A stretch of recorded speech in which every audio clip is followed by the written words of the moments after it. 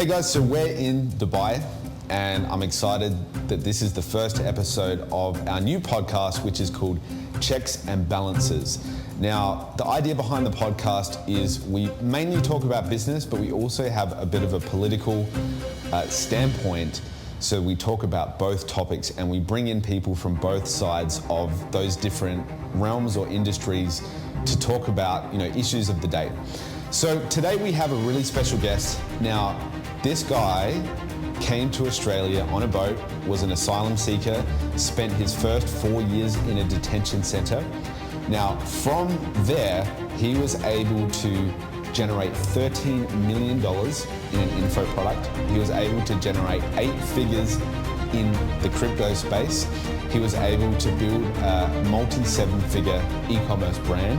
And he also had a marketing agency before he did all of that. And he's only 24. So I'm only sharing that with you not to, make him sound like this crazy guy who he is, but I want you guys to listen to what he has to say, because someone doesn't do those things if they don't know a thing or two about business and have some kind of wisdom to share. So with that in mind, let's jump into the podcast. Reza, how are you doing? Mate, I'm very excited. How are you going? Yes, doing well. Well, thanks for jumping on. I know that you've done a couple of these, so I appreciate you taking the time. Now, I wanted to dive right into a specific point when I first kind of noticed you. So we, for context, used to be in the same co-working space in Adelaide, which is where we're both originally from, called The Hub. Now, I remember I used to go to a gym called Next Gen, and I would train there. And I noticed this dude that I had seen in The Hub and at Next Gen, and you were this kind of like driven dude who was like power walking all the way to The Hub from Next Gen, like pretty sweaty. It's like, okay, this guy seems pretty focused.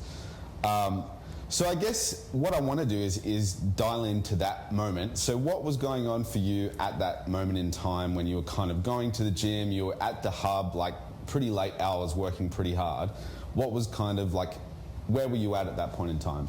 Yeah, man. So that was a fun time, I think, for myself and yourself in the world, because that was in 2019.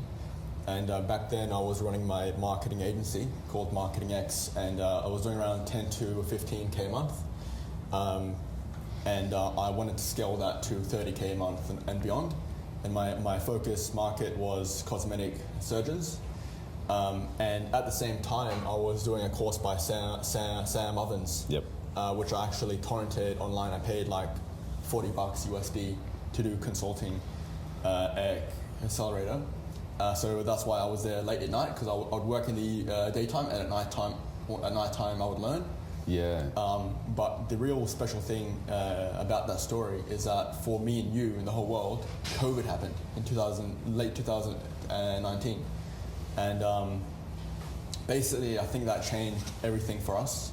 I think you were working with the gyms at the time, right? The gyms? Yep. I was working in the medical space, and both of them had to stop working. So my income stream since I was like 17 was over 10K a month. All of a sudden went to like half that or less. And for you, I'm guessing it got ruined too. Yep. So that led to us both embarking on a new journey. And yeah, I would power walk to the gym because I wanted to be fast, and I had no car or no scooter. Yeah. So I'd walk faster. Yeah. That's that. So one thing that popped up in my head is I think you used to work at Hungry Jack's. Yes. So I think. How do you know this? I don't know where I heard about that, but you worked at Hungry Jack's, and I reckon at the time that you were working at The Hub, you were pretty young. So like I was about, I think I would have been about 24, around that kind of age. It was 5 years ago, 4 to 5 years ago. So you would have been how old? I was 19 going on to 20. So you dropped out of school, right? Yes. Tell me about that. Age of 15, yes. Well, Henry, my family, who are amazing, and I'm actually very blessed to have my mother and brother. We were so blessed that we had no money, unfortunately, because we moved to a new country. We had to learn a new language, new culture. So God blessed us by giving us a beginning with not much resources except our brains and our heart. And I didn't want to keep doing school because it was lame, boring to me. And I wanted to make some money so we could do stuff. Yep. So I ended up leaving high school at the age of 15, and my teachers at the time, and many of them actually, did not support me in doing that. And they said, focus on your school, you can't go and do this. Very negative, but my mother believed in me, and my brother did too. And I just wanted to be rich. That's all I wanted to go and do at that time. So I left school. Why did you want to be rich?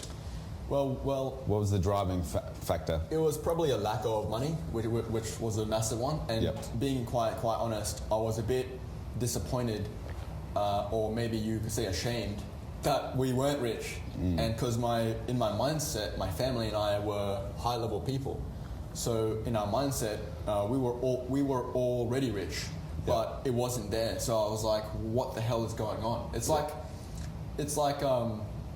in your mind, you're a fit, strong person. But on the outside, you're fat. It's like you can't accept this. You want to change it.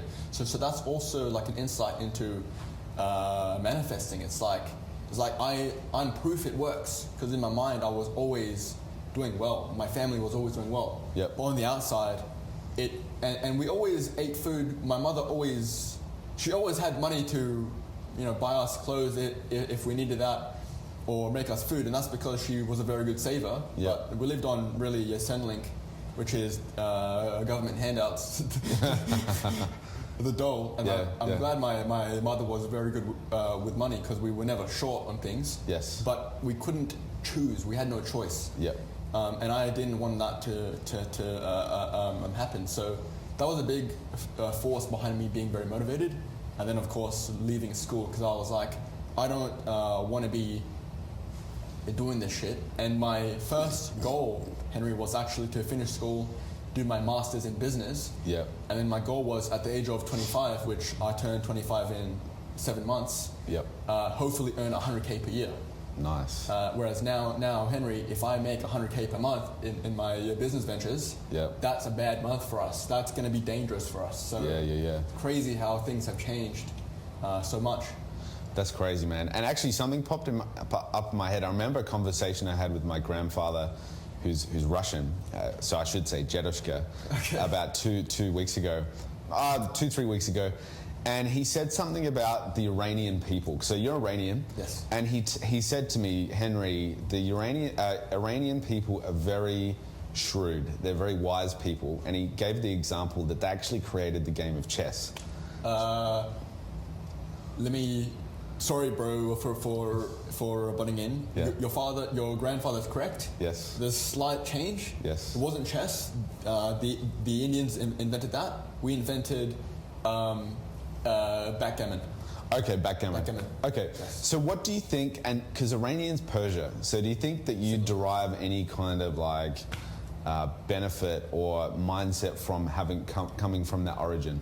Bro, 100%. I'm actually very blessed to have been from a very rich culture with amazing history, but to have been raised in a Western country like Australia. Because I got the best of both worlds. I got the Middle Eastern kindness and hospitality and wiseness with the Western values of openness, acceptance, confidence, all this stuff in the West. And I will give you a insight. The Iranian people have done amazing things, so have the Greeks and so on, but I was actually on Chat GPT a few days ago, which is an amazing tool. I'm using the 4 Turbo one, GPT 4 Turbo, or 4.0. I typed in, because when Islam came in the 680 period and beyond, they conquered basically every country in the world at the time, up until Spain and parts of France. They also went into Iran. There was a period called the Islamic Golden Age, where in Europe they were in the Dark Ages, and the Middle East was top of the world in science, mathematics, astrology, like everything. And I asked Chat GPT, who were the leading Islamic scientists in this period, and there are many of them. But it gave me three answers. It gave me Ibn Sina, al-Labiruni, and Muhammad, big name, al-Khwarizmi. And all these people were Persian scientists. Yep. And if you look at in Dubai, Henry, most of the pharmacists here are called Bin Sina, named after Ibn Sina, who was a pioneer in medicine and health, and even the Persians invented algebra, the algorithm, many mathematical advancements. Didn't they invent numbers? Even the concept of like The mathematics? The Indians. The Indians, okay. It was actually the Indians who invented the numbers, which went into the Middle East, which went into Europe. Because back then the Europeans were using Roman numerals, which was a very horrible way of, very poor system. Because once you start doing multiplying massive numbers, it's too impossible to write 14,382,000. It's too difficult to do it in Roman numerals. So the Indians invented the symbols to represent numbers, and the Indians invented the number 0, which was a huge game changer in mathematics. Yeah, it's a crazy concept Indians to think about. So, just to take a little bit of a diversion. Sorry about that, Henry. No. That was a history. But sorry, man. To end that note. The Iranians have done a lot in this world. Unfortunately, right now, the nation of Iran is going through a weird stage with the West. And it's not a good place to live in now. But yes, I feel blessed, as should you, for having your Italian and Russian heritage, because many of the best scientists in the world were actually from the Soviet Union. And were Russians. And many of the best thinkers in history in Europe were Italian. You know, so you have the best of these worlds too. So it's a blessing. Absolutely, I agree. Now, I wanted to go into how you started your e-com store, but I didn't want to go too deep into like the technicalities of like product and how you started the website and stuff like that, because you've kind of already spoken about that in other podcasts as well, and I think people kind of know that. But I just want to understand how you transitioned from doing the agency, going into the e-com space, and then transitioning effectively into kind of like an info product / coaching business. So what was kind of like the transition that you went through that phase? Yeah, so as you know, we were both working in the Hub, which is a shared office space, a co-working space in Adelaide, and our niches. You were doing gyms, I was doing medicine. Both of them got ruined in COVID. They had to stop working. So that actually gave me the space. And Henry, here's the fact. I was too comfortable making 10, 12, or 15K a month from my agency that I would have never ventured out into starting an e-com store if my business didn't get ruined from COVID. Isn't that interesting? Yes. That it's from the not failure, but it's from the down period that actually opened up the new opportunity. 100%. Bro, like, I think in the world, the COVID either ruined you or it made you. And unfortunately for those that it ruined, they may have not had a choice, because maybe they owned a cafe or a restaurant, and that's actually pretty sad. Fortunately for us, it made us and really led to massive changes. But yeah, so I was doing the agency. I had been doing that for a few years. I was kind of over it, because I was over having to deal with clients who weren't very thankful or grateful, as you experienced yourself. And I was completely over that. There was one client who I made a lot of money for, and the owner and me, he was a surgeon in South Australia, very great guy, very smart person, and this surgeon's daughter was what you would call immature. That's the polite word I'll use. And she ruined the entire deal for like over nothing. And the client, of course, chose his own daughter. Family. But he chose the daughter's immaturity over making money. And I was like, wow, even if I help a person achieve the goal of what they're paying me for, they can still end it. And I was like, starting to think, stuff this. So I was ready for a change. I did e-commerce. Yeah. My brother and I sold stainless steel laundry pegs that did very well. And from that, we started the course. And Henry, in the 4 years of our course being released, our members have made minimum $100 million in sales in 4 years, which is verifiable. That's a conservative estimate. Yep. And I know many other people who have used my ad methods, my ad angles, my ad copy I created to make tens of millions themselves. And some will admit that, some won't. Yes. And that's also kind of led me to the point where it's like, it's like at times I think I don't want to help people make heaps of money if they don't even acknowledge the help being done. So it's a weird boat. Like, you want to share your info in the world to make a difference, but the ones who don't appreciate it, I think, like, I'm not a Gandhi. I want someone to also, if you change someone's life, the least they should do is show some respect towards the knowledge, which is what it is, Yep. One more thing on this, Henry. It's like, if you look at the sciences in like history or university, if you document something, if you document a piece of information, you need to what's it called? Cite it from the source. Yep. And in the online world, unfortunately, that is not always happening. But that is what it is, dude. Give credit to where credit's due. Yeah, but I don't want that to come off in like a bad way. Yeah. But as a matter of respect, like, you should respect everyone. Yes. Because it's just what keeps the machine running well. And not that there's been a lack of respect, but it kind of makes the ones who are very smart think, well, why don't I keep this for myself then? Yeah. So, because why would you help a person make tens of millions or multiple people, and they don't even thank you, and they don't even give a shit? It's like, no, I don't want to actually give life-changing value to. But anyways, that's it's too much info. Yeah, no, it's good. I like it. But yeah.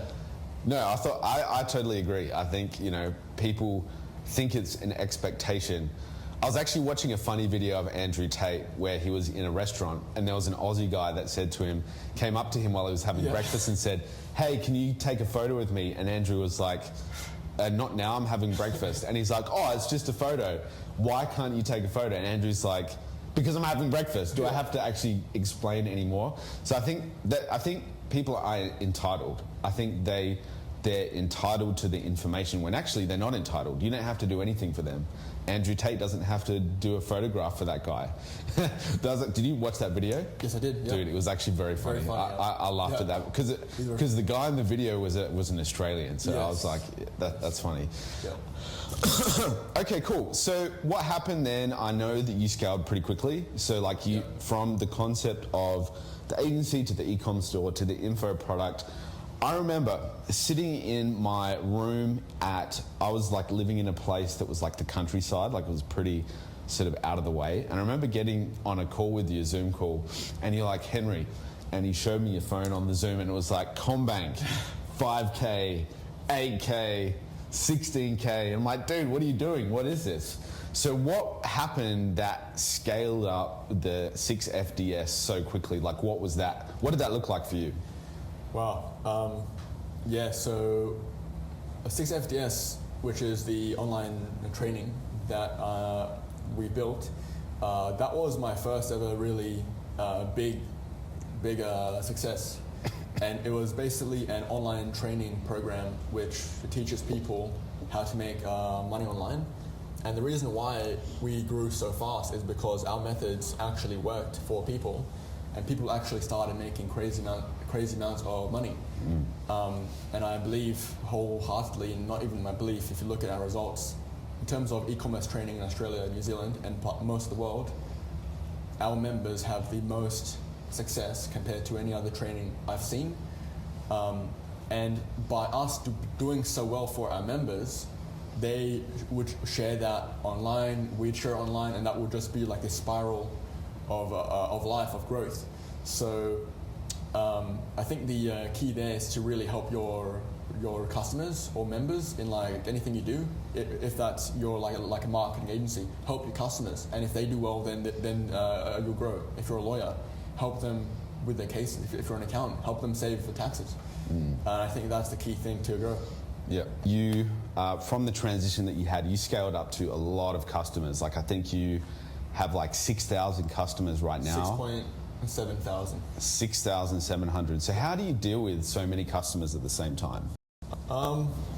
There are many ways to do it. I think a big part of the online course world that most courses, or every course I've seen so far in Australia at least, has failed is their support. We pioneered the game by having a big focus on how can we help our members actually succeed. Yeah. And that meant investing heavily into coaches. Yep.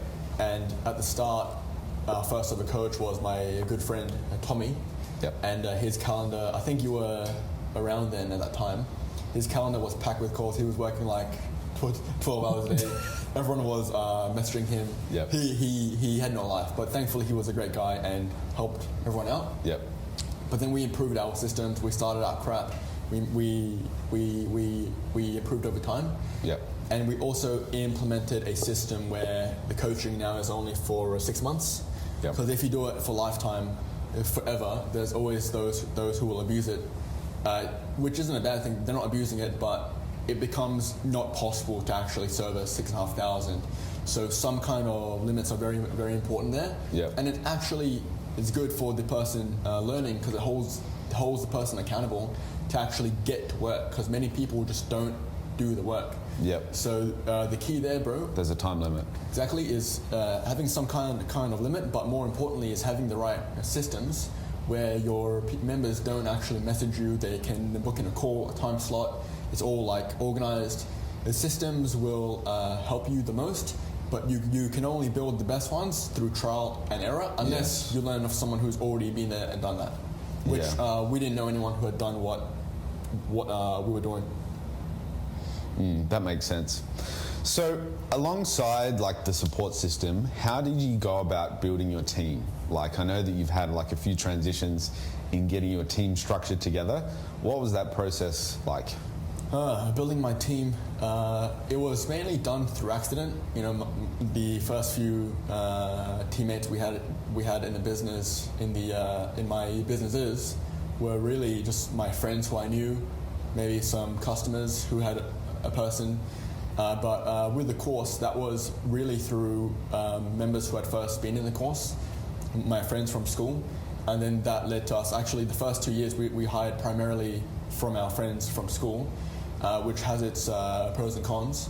But now, looking at business now from my experience and my mistakes and the good things I did, the best way to hire a team is practice. It really will come through practice, because when you have a team, you also, as the CEO of your business, you also need to understand about culture, leadership, boundaries, systems, and in my experience, it's important to make it a bit more personal, but you can't be too personal in business, at least to some extent, because then it can really blur the lines of business and personal. Yeah. And that's okay if the other person is mature, but if your staff aren't mature and they don't respect the natural hierarchy, which I don't like hierarchies, but there is always some kind of hierarchy in place in your business. If they can't respect that, then if you're too personal, they will walk over that. So you need to actually, all this it will come out of experience. Like you need to hire a few bad eggs to find the great ones. But also there's this important lesson I learned from Tanner Chidster, and he said your team will only go as high as the CEO, as the person in charge. They will not surpass you. So to get A players, you need to be an A player yourself. And the biggest tip I can give to anyone who wants to build a multi-million-dollar business and actually do something impressive is you need to build strong relationships with your staff. You need to actually care about them and be interested in them, and you need to almost, in a sense, love them If they're bad at their job, then you don't need to love them as much because they're not a good fit. I don't love you too much anymore. But those who you actually really care about, who care about you and your company, yep. those are the ones you really need to spend the time with, and you'll find that you will treat them basically like a family member, but there's also, like another area to be careful of if you call your teammates family, because if they start doing poorly, it's harder to, make them improve. And you can learn about this from the Netflix team. Yep. The founder, Reed Hastings, says, we're not a family, we're a sports team. Yes. And if you don't do your part on the team, then you cut. And that's actually a better way to do it. So I'm learning myself about team management. I'm always learning stuff, yeah. So that's a good one. It's not a family, it's a sports team, which means that there's accountability. It's not like I'm dad and you can kind of muck around and I'll still pay you. That's a worse way to do it. And I actually did this many times, and it's not the best way to do it, no. So tell me about leadership. How did you, because actually the feedback that you gave me the other day was, look, Henry, you don't need another how to write a headline or how to put together ad copy, or the words you actually said was, bro, stop buying masterminds. And you said you need to focus on actually the operations and becoming a better team leader. So what are some kind of tips or advice you can give on actually becoming better at leadership? Well, the first one is to become a great leader. The first one is you must be a great follower first, which you are, and which I am. We have done a lot of courses, learnings, and we actually listen and learn. And that's the thing I really appreciate about you and admire about you, is you're a very good listener and you actually learn stuff. And that's so hard to find, because I am the same.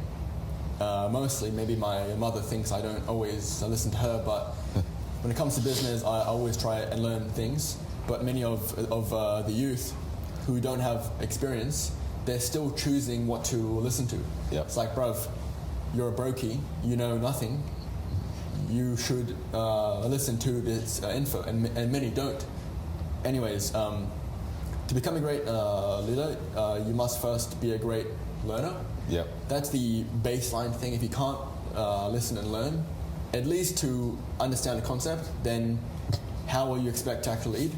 But more importantly, to become a skilled leader, you have to do it first, and you have to mess it up. Yep. Everyone is a crap leader when they first start. Everyone is always usually selfish. They focus on themselves, like I have done. Yep. They don't focus on the we-ness of a team, and they may not spend enough time with their staff.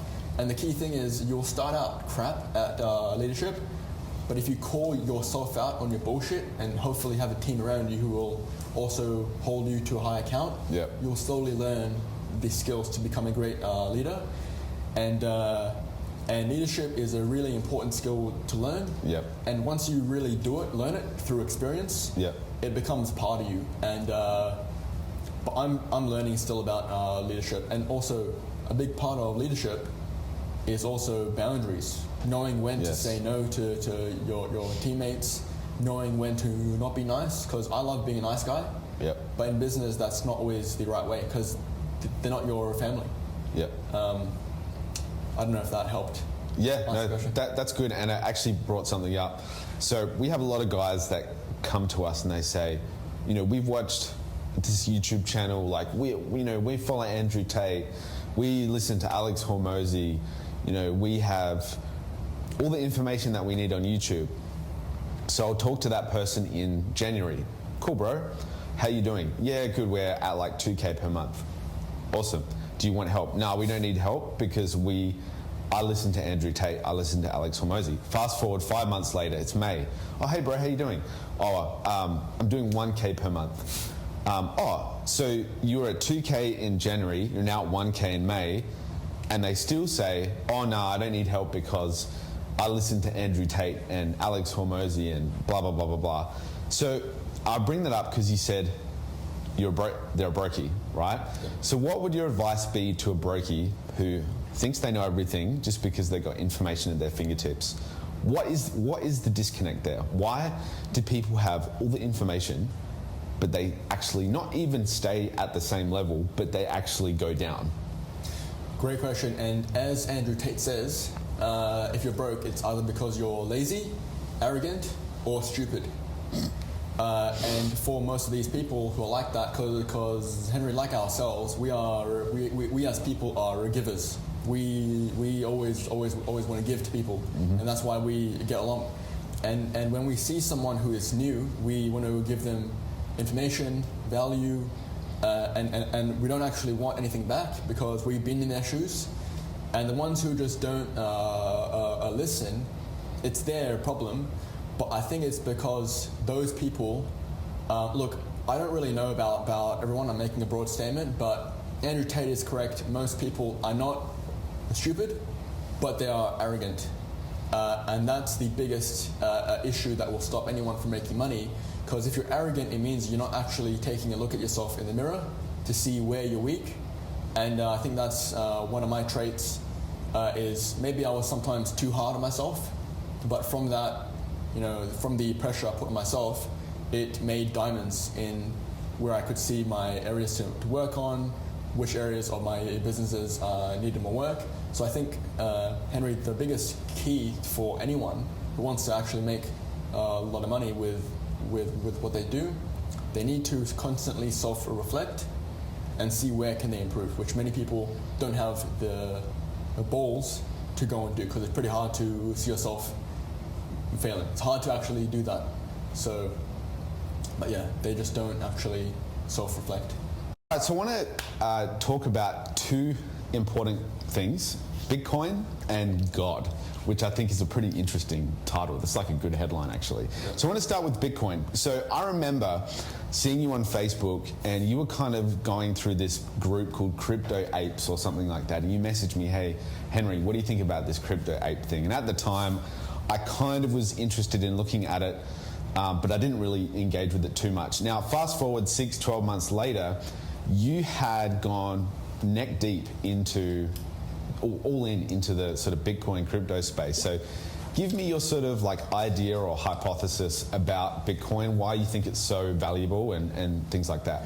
Bro, great question. So I want to make a statement. It is the 19th of May, 2024. The Bitcoin halving happened last month. In the next 12 to 18 months, I think Bitcoin will get to at least $250,000 USD per Bitcoin, so $250,000 US dollars per Bitcoin, at least, in my opinion, in the next 12 to 18 months. It's currently 65K US. So dude, when Satoshi Nakamoto invented Bitcoin and released it on January 3rd, 2009, the world changed forever. And I won't go into too much detail, but the world is getting more and more messed up with government surveillance, them banning bank accounts, like all this stuff. In the future, the whole entire world will put their money in Bitcoin. Bitcoin will be the asset humanity uses to preserve their wealth. So Bitcoin it will be a currency eventually in some like offshoot, but what Bitcoin is as an asset is Bitcoin is a safe way to safely park your money. It's designed to preserve your wealth, your purchasing power over time. Why? It has a limited supply. It's the first time there's been anything that is completely online, that is a digital asset that is scarce, limited. You can't spend your Bitcoin twice. That, with the fact that it can't be hacked, it's got the strongest network of computers to secure it, the highest form of security. It can't be hacked. It can't be controlled. Everything is open source. These words are a bit tricky for the average person, but all they need to understand is Bitcoin is going to change the world. It's here for a very good purpose. It's part of God's plan, and it's going to save the world from governments cracking down on what you can spend your money on, what you can't. In Europe, it's actually illegal. In some parts of Europe, it's illegal to spend over 3,000 or 5,000 euros in cash. Wow. In other parts, over 10K in cash. So they are putting bans on you to actually use your own money. So anyways, one Bitcoin now is 65K. Yep. It will reach $1 million USD per Bitcoin probably in the next 10 years. Guaranteed 15 years, but 10 years I reckon. The next year we'll get to about $250,000 USD per Bitcoin, possibly more. This is my conservative estimate. Many big name, well not big name, but many people in the Bitcoin world or the crypto world, some VCs, venture like investment guys, they think Bitcoin will get to 150K. They don't understand Bitcoin. Bitcoin is what everyone in the world will be using to store their wealth in. Fiat currency is losing value. Yeah. You can't store your money in stocks because you have to rely on the company to not mess up, like Kodak did, like Blockbuster have done, like pretty much every major, like Yahoo did. Yep. Every major company has their like end time, maybe except Coca-Cola. Yep. Real estate is good, right? That was the best way to park your money.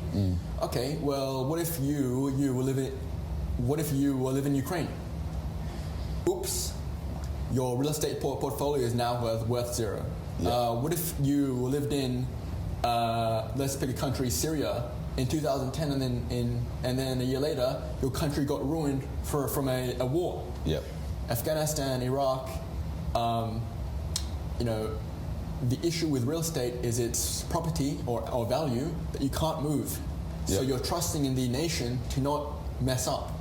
So without going into too much more detail, Bitcoin will be the only asset humans store their wealth in. You'll own Bitcoin, you won't be parking your money in gold. And eventually gold will be seen as this antique, your dumb asset that like humans use once to store their wealth in. It's like humans don't store info anymore in caves. Yep. We don't write down information on rocks anymore. Yep. We store it on the cloud. That's where the world will store their wealth. So that's a huge, big idea which no one yet understands. Yep. So that's that. And my advice, this is not financial advice. I'm not a licensed person. Yep. But if you want to get involved in crypto, which I highly recommend everyone does, Yep. get educated first. And stay away from meme coins unless you really know what you're doing. Yep. You will 99% lose money in the crypto if you don't know what you're doing. It Yep. works in cycles. Learn about why there are cycles.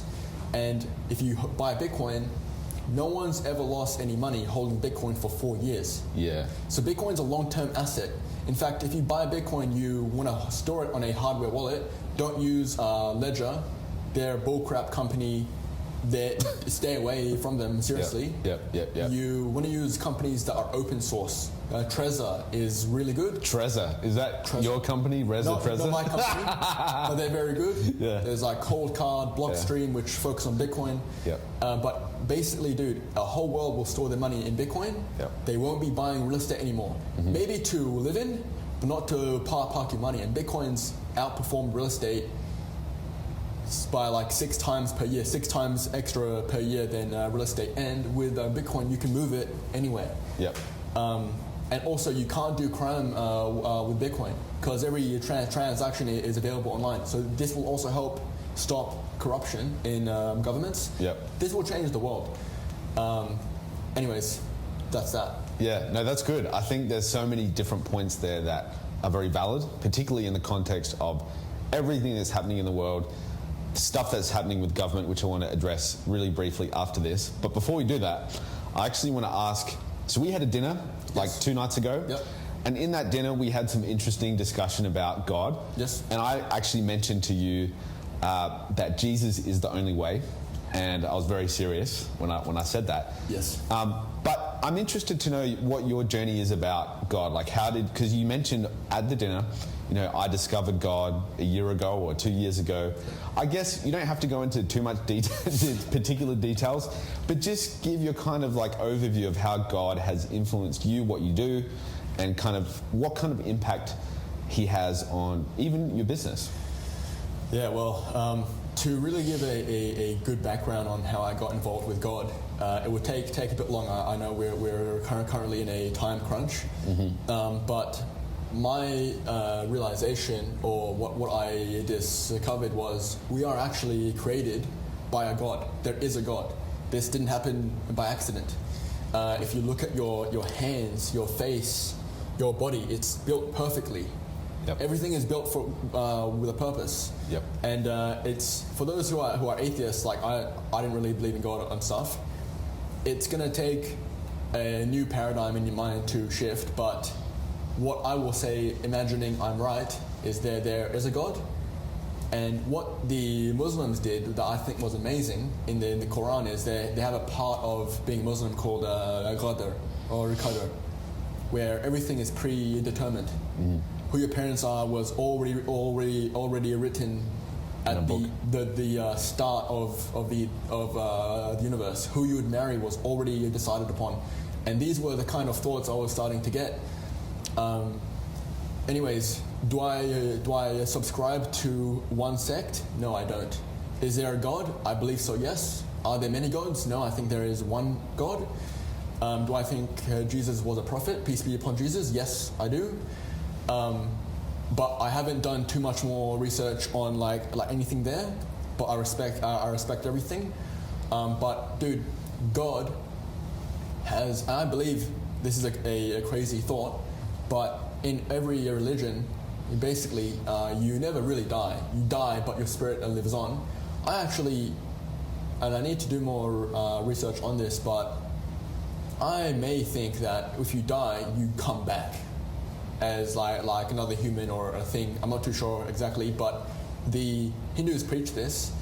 But when God made the world and the people in, let's say, like Bangladesh who grew up with no money and died at a young age, you would see that as being unlucky, and that is very, very unlucky. And you might say, by God, why is he like this? Well, another spin to it might be that you get infinite lives, and maybe that turn wasn't your turn. And if you look at my life in Iran, the country now is not in a very good place in the world stage with the economy and everything. I was one of the lucky people, blessed people in Iran. There's only 5% of the Iranians who are out of the country. So out of 100 people, me and my family were one of the lucky 5 to actually be out of Iran.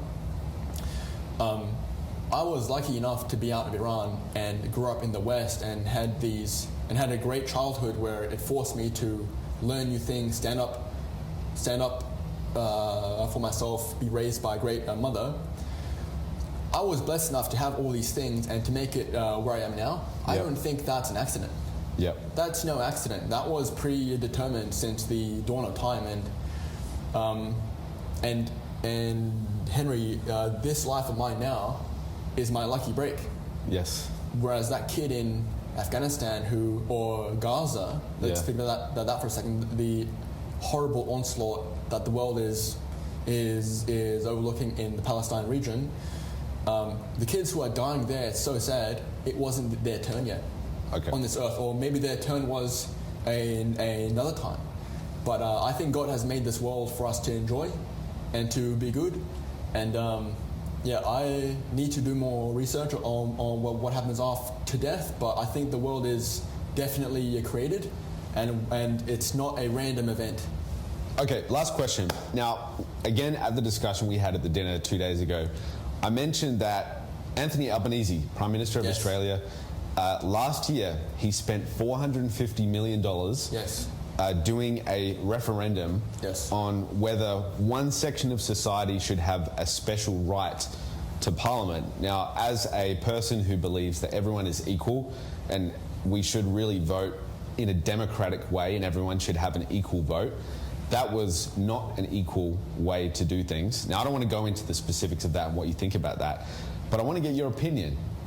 What do you think about Anthony Albanese and kind of Australia in general and like the mindset that people have? Well, I'm very blessed to have been raised in Australia, and as we know, I came to Australia on a boat with my mother and brother in the year 2000. I was a baby, and we spent the first few years in our life in a detention centre, which I now shut down, and have both had legal investigations into them due to the poor way they were run and the human rights abuses. I think Australia as a country is amazing. It is like, if you can be raised there and live there, it's very lucky. Now in 2024 and beyond, I think with the way this going with inflation and the economy, it's a bit tough for most people. Look, I don't really know the current Prime Minister personally, so I can't say too much on him. But what I will say is, it depends on who you are. If you're a young entrepreneur who can live anywhere, you may not need to actually live in Australia. You know, if you're paying high rents and high expenses for things, well, maybe you can have the same lifestyle, but maybe live elsewhere. Yep. So I think Australia is a really great place. I'm very lucky. Yep. But I do think some things the state government spend their money on are a waste of money.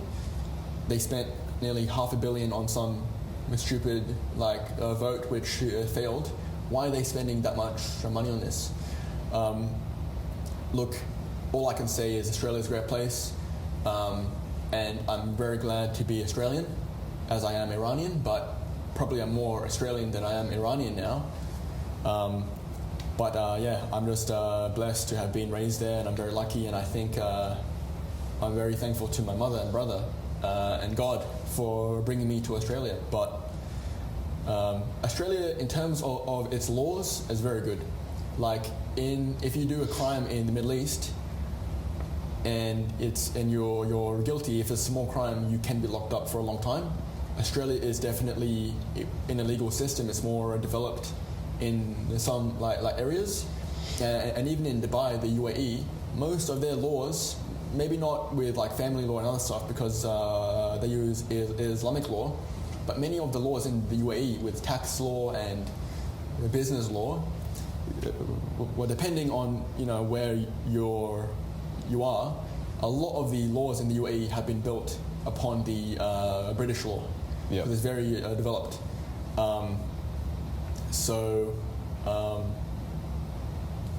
I have nothing else to say about Australia. I think it's a great place. For sure. Well, that's it for the podcast, bro. I appreciate you jumping on. That's awesome. Okay. And well done. We'll chat soon. Bro, Henry, thank you, man, so much. I had a very good time here. Great place. Yep. And we got very lucky with your place because we had to actually leave a couple hours ago. Yep. Thankfully, your hotel guy was kind enough to allow us to stay more. Thank you to God for allowing that to happen. Amen. Thanks, brother. Cheers. Thank you.